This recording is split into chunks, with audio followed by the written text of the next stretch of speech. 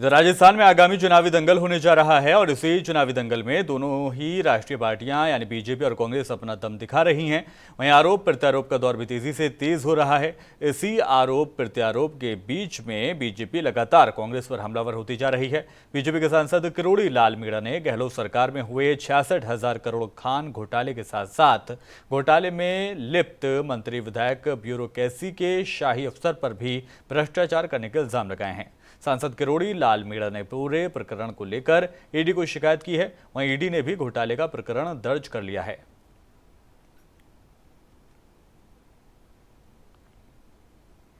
लेकिन मैं आज गांधीवादी मुख्यमंत्री जी से ये पूछना चाहता हूं कि घोटाले पर घोटाला और खुद अपने आप को कहते हैं कि मैं करप्शन के मामले में जीरो टॉलरेंस में भरोसा करता हूं। 60,000 करोड़ का खनन का घोटाला, 5,000 करोड़ का आईटी का घोटाला और 20,000 करोड़ का जल जीवन मिशन का घोटाला। और बेटे ने क्या किया है, फिर आरोप लगा रहा।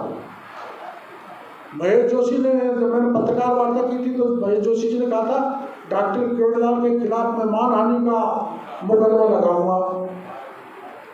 तो मैं मीडिया वालों को जरिए मैं महेश जोशी जी से कहना चाहता हूँ, या तो मानहानि का मुकदमा खटाखट लगा दो, नहीं आपके पास भी ईडी पहुंचने वाली है।